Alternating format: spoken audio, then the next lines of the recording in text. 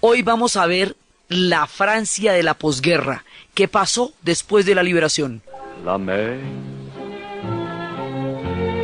qu'on voit danser le long des golfes clairs a des reflets d'argent. La mer, des reflets changeants sous la pluie. La mer. La vez pasada estábamos viendo la liberación de París y todo el heroico que eso fue y todo lo que tocó hacer para que no la fueran a ocupar y todo, pero después de esto viene la posguerra, ¿no? Y las posguerras son amargas, son convalecencias, son recuperación de pueblos que han estado sometidos a grandes traumas. Y Francia no fue la excepción. Va a tener una carga de amargura muy grande Francia. Primero, bueno, todo el mundo contento, dichoso, llegaron, los liberaron. Y cuando pasa la euforia, ahora sí, a lo que vinimos, hay que reconstruir eso. Y en la guerra, todo lo que se destruye, hay que volverlo a construir. Si se acaba la institucionalidad, hay que volver a crear una institucionalidad. Si se acaban las vías férreas, hay que volverlas a trazar. En Normandía, no que por ahí fue la invasión, ¿cómo le parece que quedó Normandía? Eso quedó arrasado, sí, porque es que por ahí pasó todo el mundo, 1 de cada 4 personas quedó sin casa en Normandía. Sí, entonces, ahora es a volver a armar este país. Este país se desbarató con la invasión de los nazis, porque como la mitad colaboró y la mitad resistió, entonces eso que estaba ahí, que era el gobierno de Vichy, eso no es una institución reconocible después de la guerra, porque lo que se derrotó fue el Tercer Reich, ¿no es cierto? Entonces, ¿qué vamos a poner de gobierno ahí? En principio está De Gaulle para garantizar que el gobierno provisional sea reconocido como un gobierno legítimo de Francia, porque si no lo es, le van nombrando gobierno de ocupación, como hicieron con una cantidad más de países que los vieron como los despelotaditos y les iban nombrando gobiernos de ocupación. Entonces dije, no, a nosotros no nos van a tratar así, porque nosotros aquí somos muy grandotes tampoco. Entonces logra que lo reconozcan, pero es muy difícil la estabilidad en ese momento porque Francia se quebró con esto. Entonces hay un momento en que esto va a tener 9 gobiernos en 4 años, o sea, digamos la inestabilidad es muy grande porque toca volver a armar. ¿Se acuerda que hemos dicho muchas veces que Francia cuando ya lo logra viene y ¡suá! Se derrumba y otra vez toca volverla a hacer? Aquí toca volver a hacer otra vez y toca volver a crear un gobierno que tenga algún tipo de cohesión porque la sociedad se rompió por dentro. Entonces ahora, ¿qué vamos a hacer con toda la gente que está hay que recoger el reguero, mejor dicho. La posguerra es recoger el reguero. Entonces, ¿qué vamos a hacer con todo este montón de gente que está en armas? Los de la resistencia no los podemos dejar por ahí, pues, haciendo ¿qué? Nada, se reabsorben para el ejército de Francia, ¿ok? Todos los que están ahí van para el ejército. ¿Qué vamos a hacer con la gente que colaboró? Entonces se van a nombrar tribunales para juzgar a los colaboracionistas. Y esta es la herida más grande que tiene Francia. El tema todavía no se toca mucho porque se trata de la gente que se ofreció o por presión, o por chantaje, o por soborno, o por ideología, digamos por la que sea, colaboró. Entonces, el trato con la gente que colaboró va a ser brutal.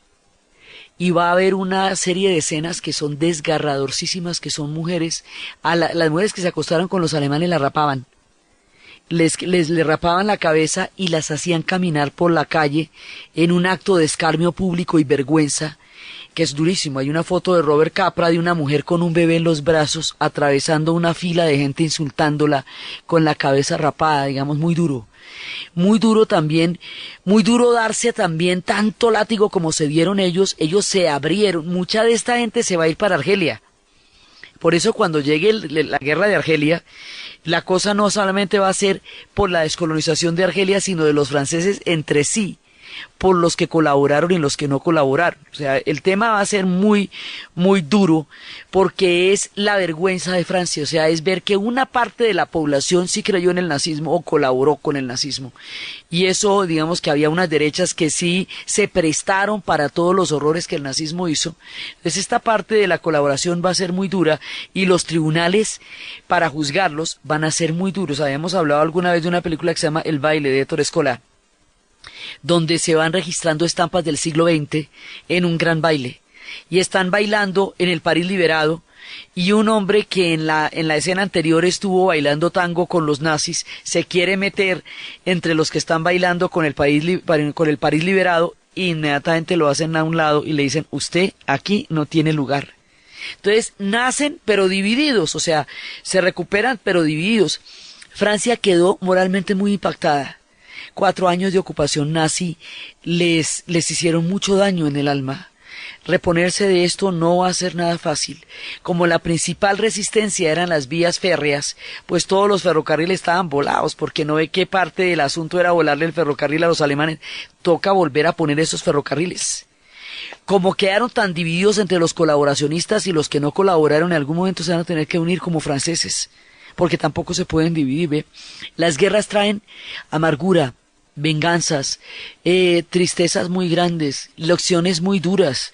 O sea, una posguerra es un momento muy duro en la vida de un país, pero pues si no hay posguerra, ¿cómo se recuperan? Entonces, porque la guerra de todas maneras es frenética, pero la posguerra es lo que pasa después.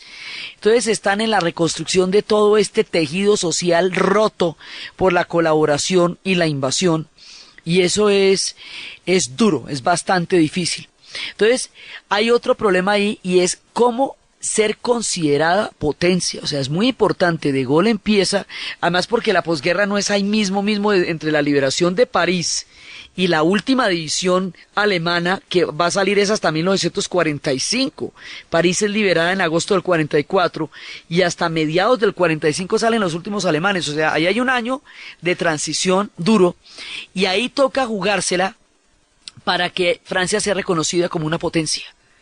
O sea, para que Francia siga existiendo dentro del concierto de Europa en una posición protagónica y no la echen a un lado porque la mitad colaboró. O sea, ese temita para el concierto de la nueva Europa va a ser complicado. Entonces, y eso es una labor de Gaulle, o sea, una labor así totalmente fina de Gaulle, no solamente para haberla salvado a los nazis, sino para salvarla de los aliados después y convertirla en el lugar de los aliados.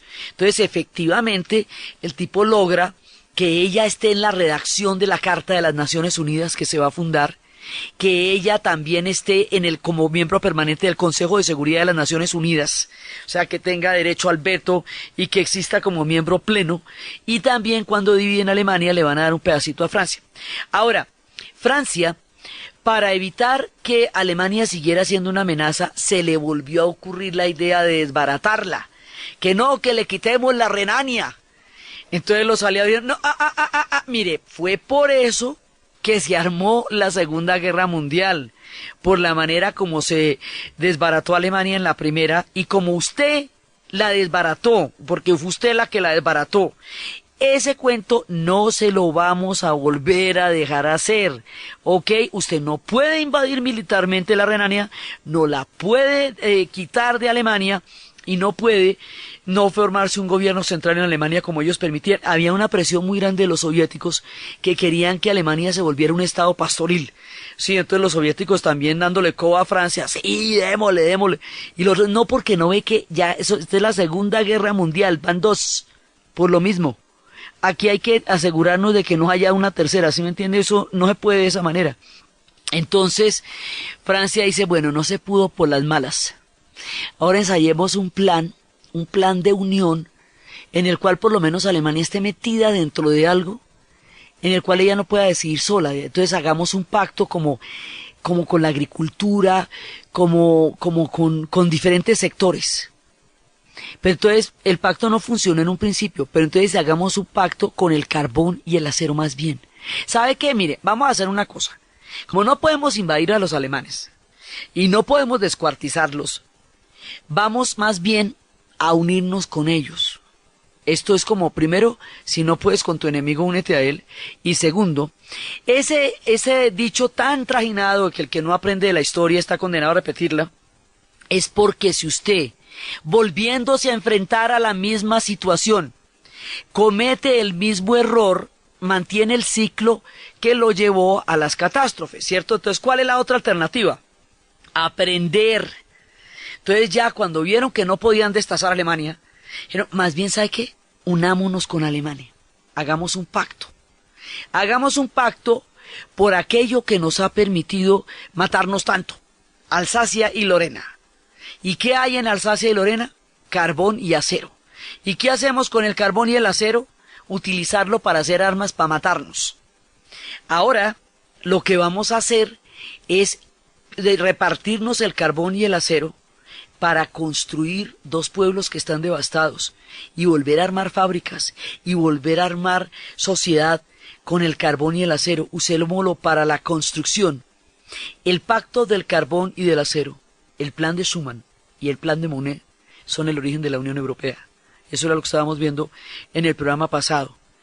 El origen de la Unión Europea, basándose en hacer un pacto sobre las heridas para construir y no para destruirse, es lo que llaman aprender de la historia, ¿me entiende? No volver a cometer el mismo error, sino más bien, ahora que volvemos a estar en la misma situación, pongámonos de acuerdo para la foto, hagamos un pacto entre los dos, que nos saque para adelante y que no nos eche para atrás, porque ya no hay más atrás, esto ya no se puede poner peor de lo que se puso, hay que aprender, y ahí aprenden de la historia, hombre, y se ponen a formar un germen de lo que va a ser la Unión Europea.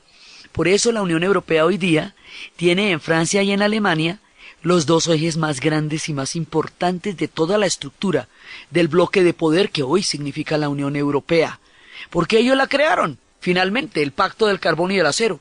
Ya después se van metiendo otras sociedades, con una Europa dividida después por el plan Marshall, pues solamente van a estar los occidentales. Después, ya cuando se vuelva a reunificar Alemania, se va a poder desarrollar el proyecto en las dos Europas, pero primero tienen que pasar muchas cosas, porque muchos de estos pueblos tienen que superar sus dictaduras, sus conflictos, sus guerras civiles para poder entrar. O sea, el cuento es largo y ese lo veremos en su momento. Pero es aquí, 51, donde se hace el pacto del carbón y del acero, en las heridas así frescas, sobre un aprendizaje de la historia. Y aquí es donde realmente se hace la diferencia entre aprender o repetir los mismos errores una y otra vez. Entonces, aquí ya el problema con Alemania no lo vamos a manejar más porque vamos a ser aliados en la producción del carbón y del acero sobre una base económica, porque políticamente hablando todo los diferencia. Y hace la diferencia entre hacer un pacto sobre lo que los une y no sobre lo que los diferencia. Políticamente hablando, Europa no se pone de acuerdo ahorita. Y entonces, más bien, vamos a manejar la política de una manera diferente, pero sobre la economía nos vamos a poner de acuerdo. Entonces arranca el origen de la Unión Europea, que hace posible que las dos sociedades dejen de ser amenazas y enemigas la una de la otra, y aquí logramos conjurar el problema que se nos había formado en Sedán, el problema que se nos había formado en Versalles, el problema que se nos había formado en la invasión nazi y el problema que se nos volvería a formar en la posguerra. Entonces, no, ahora vamos a hacer la Unión Europea, vamos a hacer el pacto del carbón y del acero, principalmente. Y así empiezan poco a poco a recuperarse y por lo menos ya ninguno de los dos es una amenaza para el otro. Pour un oui, pour un peut-être, Marie, j'en faisais que sa tête. Et si demain est comme hier, plaignons le pauvre milliardaire. Pour un oui, pour un non, si nous hésitons. Pour un non, pour un oui, laissons faire le temps. Il est le seul amant. Políticamente hablando, hay muchos conflictos al interior de Francia, porque la derecha quedó totalmente desprestigiada por su colaboración con el nazismo, ¿no? El nazismo es un régimen de derecha. Entonces, una derecha que colaboró, una derecha antisemita, una derecha que entregó a los judíos, una derecha que estuvo de acuerdo con la teoría que les impusieron los alemanes. Entonces la derecha queda desprestigiadísima. Entonces los comunistas, que formaban una de las resistencias más grandes, van a pasar a ser una fuerza de gran importancia política en la posguerra. Pero tampoco pueden llegar directamente al poder, o por lo menos mantenerse en él, porque es que se está armando la Guerra Fría ahorita, ¿ve? Entonces tampoco puede ser Francia comunista. Si quiere ser Francia aliada de los Estados Unidos en la Guerra Fría, si quiere participar en el Plan Marshall, pues tampoco le puede patear la lonchera a los gringos, cuando los gringos son los que les van a finalmente a dar el billete a ellos para poderse reconstruir. Entonces va a haber una tensión aquí entre un gobierno de centro y un gobierno comunista que está, digamos, a puertas del poder, y una derecha totalmente desprestigiada, y por eso es que están tan divididos políticamente, porque cada uno tomó fracciones radicales, y la misma resistencia tenía a las comunistas y a las anticomunistas, como la de Gaulle era anticomunista, y sobre todo en los términos de la resistencia, pero había otras alas que eran comunistas y que tenían lazos muy fuertes con la Unión Soviética, y no ve que la Guerra Fría va a ser es con la Unión Soviética. Entonces Francia sigue estando muy inestable, económicamente hablando está mal, y además va a empezar la descolonización. A eso le vamos a dedicar un capítulo completo. ¿Cómo va a ser la descolonización de Indochina, de Argelia? ¿Cómo va a ser la descolonización del África? Que va a ser una cosa fuertísima dentro de lo que significó el imperio francés y de la contradicción que va a significar tener un imperio cuando usted fue el que se inventó en la política la teoría de la autodeterminación de los pueblos.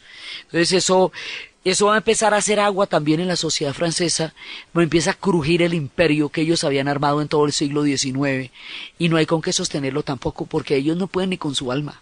Entonces están divididos políticamente, están muy estrechos económicamente, están devastados en todo lo que, digamos, como sociedad, y van a empezar a ponerse de acuerdo poco a poco. Entonces, en términos de los partidos, por eso es que va a haber tanta inestabilidad hasta que hagan la república, hasta que vuelvan otra vez a crear un gobierno que sea legítimo ante ellos mismos, pero con la ventaja de que lo hacen los franceses entre ellos. Como De Gaulle logró salvarlos de ser tratados como país ocupado y logró darles su puesto dentro de las potencias, entonces ya no tienen la amenaza de que por fuera alguien vaya a decidir por ellos. Sus problemas son suyos, grandes, pero suyos.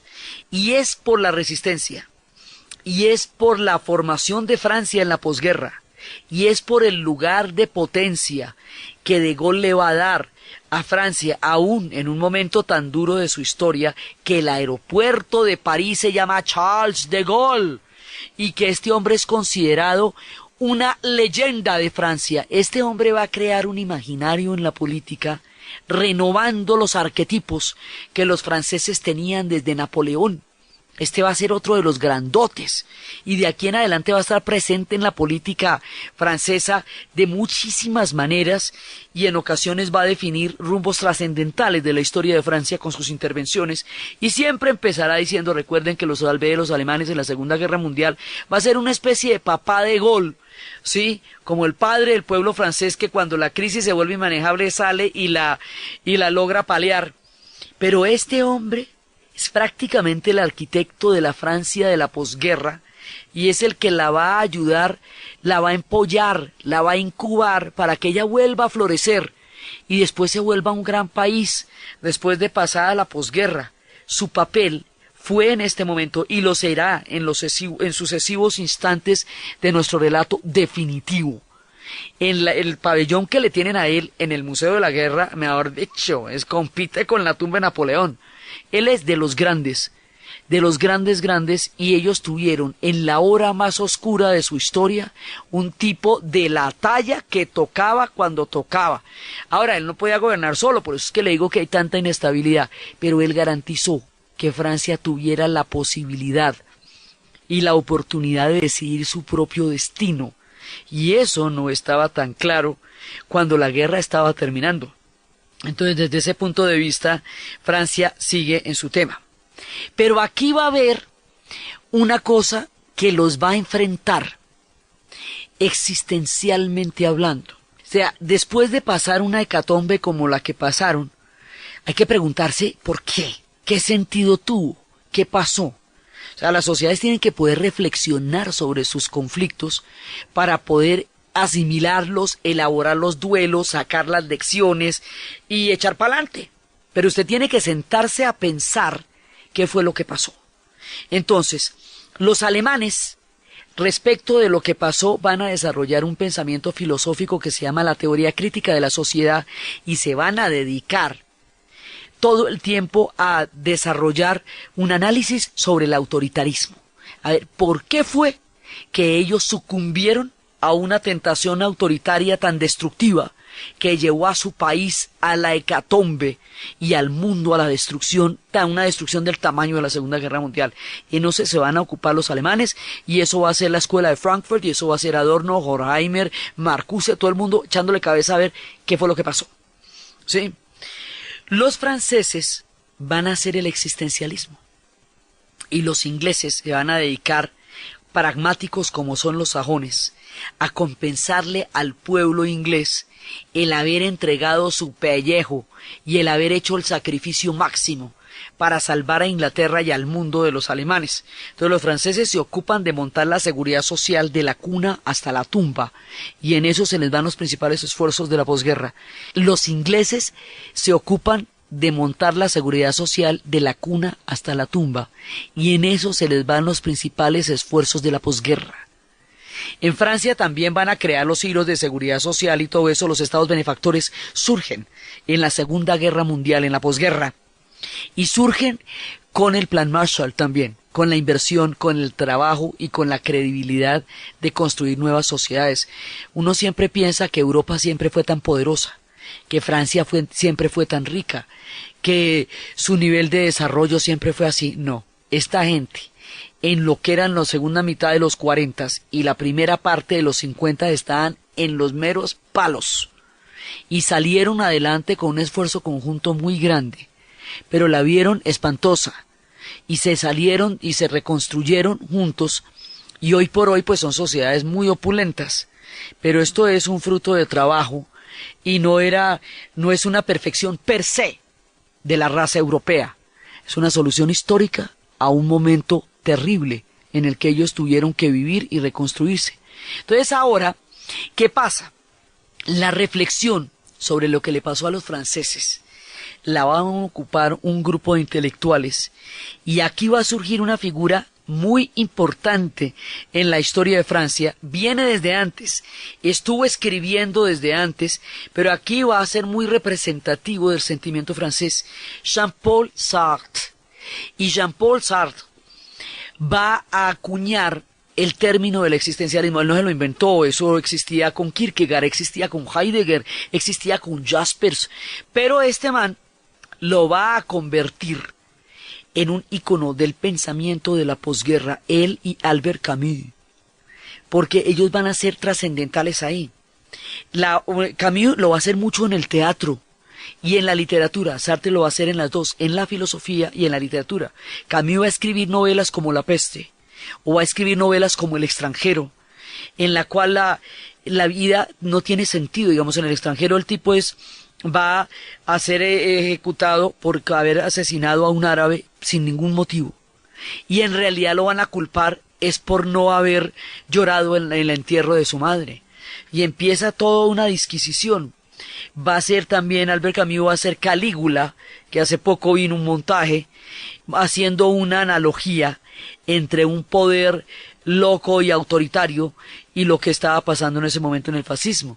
Jean-Paul Sartre había escrito antes Las moscas y había escrito antes La náusea, y él había formado parte de un grupo de intelectuales, estuvo en el ejército, él es de Alsacia-Lorena, de esos territorios, estuvo en el ejército, estuvo prisionero en un campo, en un Stalag alemán, se voló, se metió a la resistencia, fue profesor, siguió siendo profesor, y su pensamiento va a ser lúcido. Él va a cambiar, él va a mutar, él va a transformar su pensamiento en la medida en que él considere que la historia así lo requiere. y esa mutación de pensamiento va a hacer que siempre esté vigente, que siempre vaya a abrir nuevos caminos, sin ser nunca un camaleón, sin ser nunca un tipo cínico. Lo que era un tipo era un hombre íntegro, fiel a su propio pensamiento, honesto consigo mismo y con los demás, y su relación con Simone de Beauvoir, de la que también hablaremos, porque de ella surge el pensamiento feminista, y todo lo que va a ser el pensamiento desde la mujer, también de Simone de Beauvoir.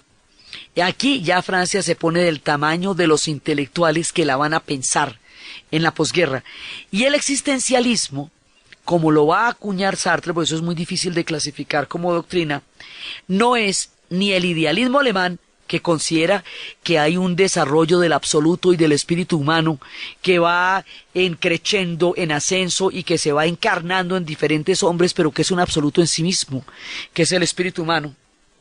Ni es el positivismo, que considera que los seres humanos no están en la misma condición de todos los demás seres de la naturaleza, simplemente son un poquito más complejos, pero obedece mucho más a un pensamiento de leyes naturales que a un pensamiento de una voluntad propiamente del hombre. Aquí va a haber una cosa nueva, la pregunta por la existencia. No, es que lo que pasa es que el hombre es concreto, el hombre existe, en un punto, en un medio, en un lugar, en una circunstancia y en una época.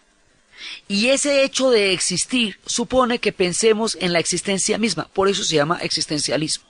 Entonces, esta es una doctrina bastante pesimista porque se hace sobre las cenizas de la Segunda Guerra Mundial, sobre la bomba atómica, sobre los campos de concentración. La apuesta por el hombre como especie está bajita en esta posguerra, porque y la colaboración, ¿cómo le parece? Es que se les ha visto lo maluco, ¿ve?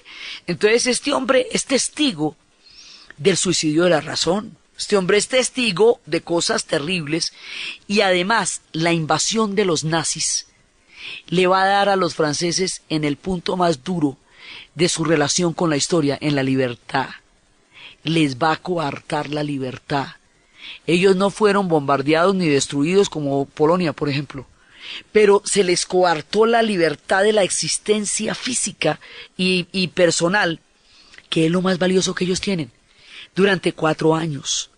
Más adelante Sartre y Simone de Beauvoir dirían en declaraciones posteriores que a ellos les duró la rumba más o menos hasta el fascismo, que el fascismo les dañó el caminado, que les hizo un daño a la conciencia moral terrible, que los puso en una situación inimaginable para una Francia que tanto había peleado por su libertad y que se veía existencialmente sometida a un totalitarismo en el cual toda disidencia, todo pensamiento alterno era castigado con la muerte y con la persecución. Era una superideologización de una doctrina que excluye a los otros y que se imponía a través de la humillación. Francia fue humillada. Y además, porque uno analiza siempre la invasión de los nazis desde el punto de vista militar o desde el punto de vista político, pero esto es desde el punto de vista existencial. ¿Qué pasa si a usted alguien lo doblega y lo pone a hacer lo que esa persona quiere simplemente porque tiene la fuerza para doblegarlo? ¿Usted cede? ¿Usted se rebela? ¿Usted colabora? ¿Cómo se sitúa frente al totalitarismo del otro? ¿Cómo se sitúa frente a la imposición de la fuerza del otro? ¿Dónde queda la dignidad? ¿Cuál es el sentido de la existencia cuando una cosa así pasa? Ese es el motivo de la reflexión de Jean-Paul Sartre. Por eso decía cosas tan temerarias y tan escandalosas como: nunca fuimos más libres que durante la ocupación alemana, porque entonces fue cuando valoramos realmente el sentido de la libertad. O frases tan provocadoras y tan desoladoras como: antes de nacer no somos nada, después de morir no somos nada. La vida es un intermedio entre la nada y la nada de dudosa importancia. O sea, quedan en este estado de ánimo. O sea, realmente quedan en el coco, quedan muy movidos por todo lo que les acabó de pasar y tratando de estabilizar un país con un sentimiento de amargura infinito y un sentimiento de haber vivido cosas impensables y de haberse enfrentado a lo que nunca se imaginaron que se fueran a enfrentar entre los mismos europeos. Además, no es que estos eran los chachos y era la civilización y era la cosa más tremenda, y resulta que son ellos mismos los que se van a someter los unos a los otros a semejante cosa tan terrible. Entonces, Sartre empieza a buscar en el existencialismo una manera de verbalizar el tamaño de la herida que se ha formado en la conciencia y en el espíritu francés durante los años de la ocupación. Revoir Paris,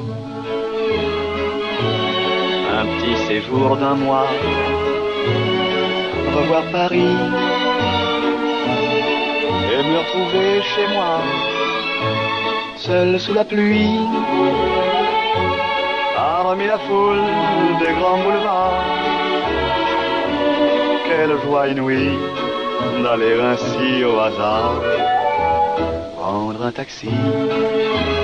Esta doctrina tan fuerte, tan dura, tan descorazonadora, que él va a acuñar en El ser y la nada, una crítica de la razón dialéctica, en todos sus libros filosóficos también, pero sobre todo en El ser y la nada. El ser y la nada va a ser una cosa bastante dura en términos de cómo enfrentar el hecho mismo de la existencia y de la responsabilidad. Esta doctrina tan fuerte la va a acuñar en los cafés de París. Ahí, en esos cafecitos de París, se van a sentar a conversar con Simone de Beauvoir, una mujer que va a ser tan dura como él en términos de brillantez intelectual, y que va a ser su compañera de toda la vida. Nunca vivieron juntos, ellos tenían cotidianidades distintas, incluso tuvieron distintas parejas, pero ellos dos fueron la fuerza el uno del otro, de las ideas, del pensamiento y de la intelectualidad francesa a lo largo de todos los años. Entonces, en estos cafés se va a acuñar un personaje que es este hombre desaliñado, con la barba descuidada, de gafas, sin corbata, vestido de colores oscuros, sentado con una boina, el intelectual, la estampa del intelectual, el del zapato de gamuza y el pantalón de pana y la camisa saliéndosele por un lado y sin corbata, desaliñado, fumando profusamente, con una barba descuidada, enloquecido por una fiebre de ideas y discusiones. Esa figurita se la inventan los franceses en los cafés de París y se la va a inventar Jean-Paul Sartre. Él va a acuñar, digamos, como el arquetipo del intelectual, porque de aquí en adelante los franceses tendrán mucho que pensar, mucho que decir y mucho que evolucionar de la conciencia política de su tiempo. Faltan los días más eximios y más preclaros del pensamiento francés que ellos van a desarrollar en estos años. Entonces, ahí en los cafés de París se está discutiendo, se está pensando, se está dilucidando la condición de esta Francia que se vio completamente metida en el tema de la invasión y en el tema de una guerra del tamaño que lo tuvieron. Y en el existencialismo, Sartre va a plantear otro problema muy de fondo. Él dice que el hombre está condenado a la libertad. Quiere decir que el hombre, como ser humano, tiene la capacidad para elegir. Y esa capacidad para elegir se constituye en su condena, porque tiene que ejercerla. O sea, usted tiene que elegir en la vida, tiene que elegir todo, y siempre puede elegir. Él dice, mire, en las circunstancias más bravas, usted puede suicidarse, colaborar, siempre tiene un chance, una elección, que sea o no sea la mejor, pero la tiene, y ese solo hecho lo obliga a elegir. Cuando usted se vea en circunstancias en las cuales no sabe qué elegir, invente. Elegir también es inventar realidades, es inventar salidas. Pero el hombre, a diferencia de los demás animales, está condenado a la libertad y tiene la responsabilidad de ejercerla, porque le fue dada existencialmente por el solo hecho de habitar el planeta, y tiene que hacer algo con la responsabilidad de tener la libertad como una condena, porque siempre tiene que pensar qué va a hacer. Entonces, el existencialismo tiene, digamos, una cantidad de miradas como esta de la libertad, como una, prácticamente como una condena, porque es que usted en la medida que está vivo tiene que elegir. Todo el tiempo tiene que elegir. Y en esa medida existe la responsabilidad de sus propias elecciones. Entonces usted no está exento de los errores y de las circunstancias en las cuales usted se mete y donde se vio arrojado, porque usted elige. Y también eligen colectivamente. ¿Sí? Y también las guerras las han elegido. O también han elegido la paz. O también han elegido, digamos, los pueblos, y los individuos tienen la capacidad de elegir. Y esa capacidad de elegir implica en sí misma una responsabilidad enorme. Y esa responsabilidad lo hace a usted partícipe de su propio destino. Entonces usted no puede decir, no, es que el destino se ensañó conmigo, qué cosa. Sí, no, es que usted tomó una serie de decisiones en las cuales le puso donde está, ¿sí? Entonces le pone al ser humano una carga gigantesca, porque lo pone a asumir su vida, sus decisiones y sus actos, como un ser consciente y pleno, que está ejerciendo en todo momento su libertad. Eso es el existencialismo también.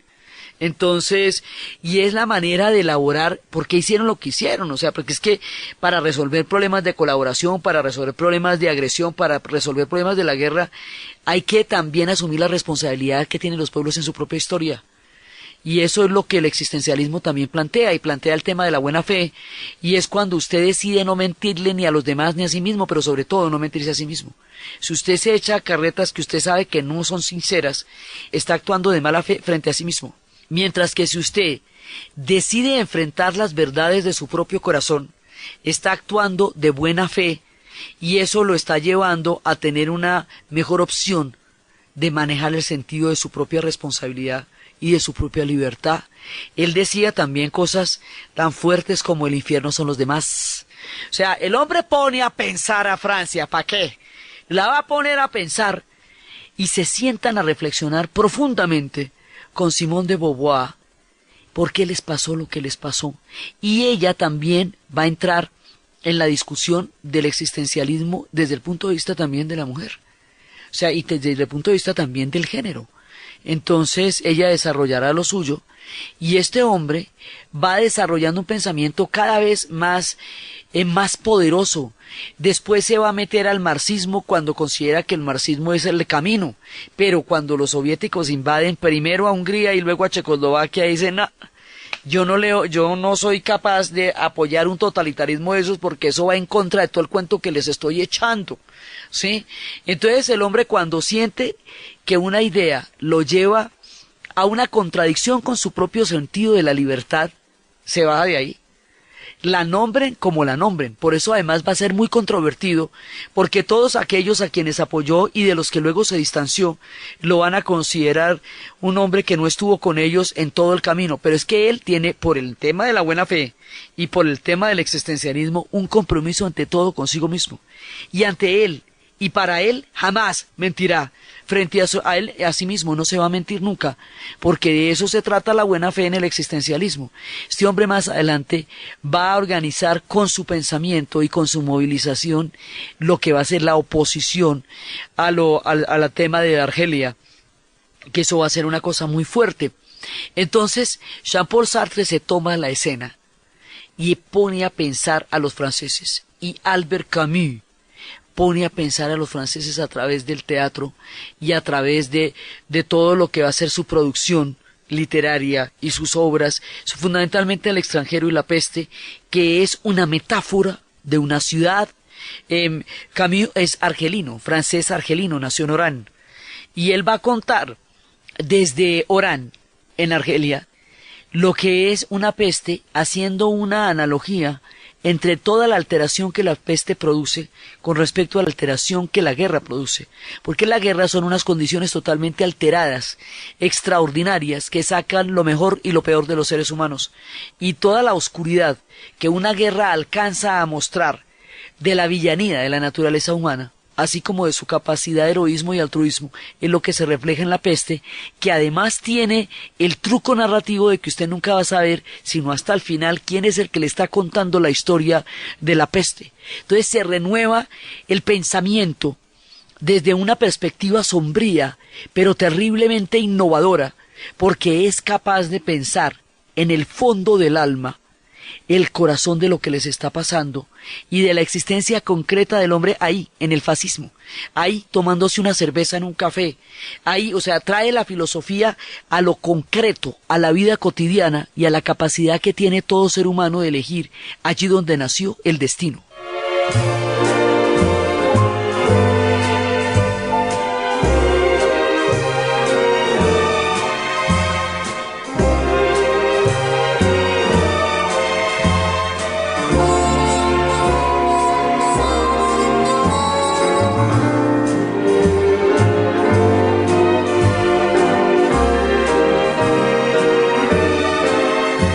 Poco, Francia va recuperando la alegría de los cafés, porque se acuerda que antes de la guerra París era una fiesta, y después llegó la guerra y les aguó la fiesta. ¿De qué manera? Entonces poco a poco, dándose duro, porque ellos realmente se van a mirar hasta el fondo, tal vez por eso es que también se van a recuperar, porque se dieron la guerra de mirarse descarnadamente, de atreverse a mirar de frente la oscuridad de lo que vivieron, elaborarla, formularla, pensarla y echar para adelante. ¿Sí? Digamos, una cosa como la Segunda Guerra Mundial, la gente tiene que elaborarla, o si no se les mete en el fondo del alma como un hueco terrible que termina dándoles heridas enormes más adelante si no le ponen la cara.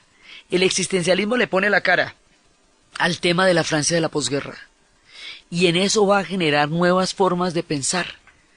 Es curiosamente en esa época, cuando Europa se está dando látigo, cuando todo el mundo está pensando qué hicieron, que salió tan mal, por qué llegaron a los abismos que llegaron y cómo conocieron esos días tan aciagos, que va a surgir una literatura fresca, maravillosa, nueva, renovadora y diferente en América Latina, que se conocerá como el boom latinoamericano. O sea, nosotros vamos a florecer en el momento en que ellos se llenan de cenizas tratando de entender el tamaño de su oscuridad. Y va a haber un contraste entre todo lo que nosotros vamos a hacer, entre la escritura de García Márquez, de Cortázar, entre toda la escritura de los nuestros, de los grandes, y esta manera lúgubre pero a la vez lúcida en que los europeos están mirándose de cara a su propia oscuridad y barbarie, y nosotros floreceremos en un movimiento literario que le va a dar al continente una identidad frente al mundo desde la creación y desde la inspiración más grande, que son todos los novelistas del boom latinoamericano. Empiezan a suceder en tiempos paralelos hasta que nuestra novela se hará grande y se universalizará. Y ellos desarrollarán un pensamiento filosófico profundo, porque después de él va a venir Foucault, que también va a tomar el tema de la autoridad y del castigo, porque el tema del autoritarismo está al pie, está en todo, porque el autoritarismo fue lo que lo redujo a una condición tan miserable como la que vivieron durante la Segunda Guerra Mundial, el autoritarismo en todas sus formas.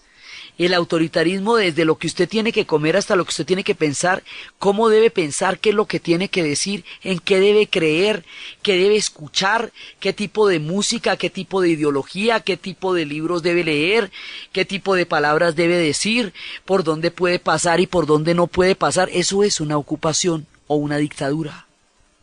Y el haberla vivido 4 años de la manera como ellos la vivieron y en las condiciones en las que las vivieron, los pone a reflexionar.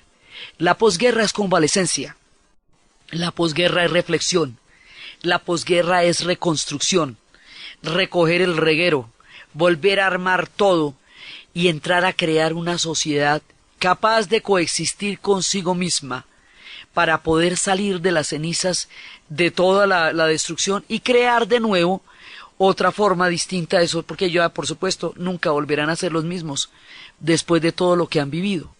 Cuando están en estas, viene la otra cosa, y es la descolonización, porque es que resulta que cuando en las 2 guerras mundiales los africanos fueron metidos en conflictos que no tenían nada que ver con ellos, y se les prometió que después de ayudar a uno o a otro en las guerras, les iban a dar autonomía, y se les incumplió la promesa de autonomía y volvieron a las mismas condiciones de colonialismo y de sometimiento en las que estaban antes de las guerras. Se pusieron a pensar, ¿sabe qué? A la hora del té a nosotros nos da lo mismo que ganen los alemanes, o los franceses, o los belgas, o los ingleses, si todos son colonialistas para nosotros y todos nos explotan. ¿Y qué? Pues, ¿de qué me suplo yo? Entonces, vamos a la Segunda Guerra Mundial a ver cómo pelea esta gente. Porque eso no lo podemos saber en África porque no les dejaban usar nada. Y cuando lo sepamos, viene una consigna. El amo blanco se va. Pero no se va de Tanzania ni de Uganda, se va del África. La descolonización del África y la descolonización de Indochina están a las puertas de la historia de Francia. Y esto les va a suponer una reflexión aún mayor sobre la naturaleza de la consecuencia entre sus ideas y la política de sometimiento a tantos pueblos, ahora que se están preguntando tanto sobre el sentido de la libertad. Entonces, la manera como esta gente se va a enfrentar a la descolonización es lo que vamos a ver en el siguiente programa. Desde los espacios de la reconstrucción, del existencialismo, del ser y la nada, de los cafés de París, de la grandeza de Gaulle y de la forma como este pueblo va a salir adelante de las cenizas de su propio vacío y miseria existencial para crear, al fin de cuentas, un nuevo y gran país. En la narración, Diana Uribe. En la producción, Jessy Rodríguez. Y para ustedes, feliz fin de semana.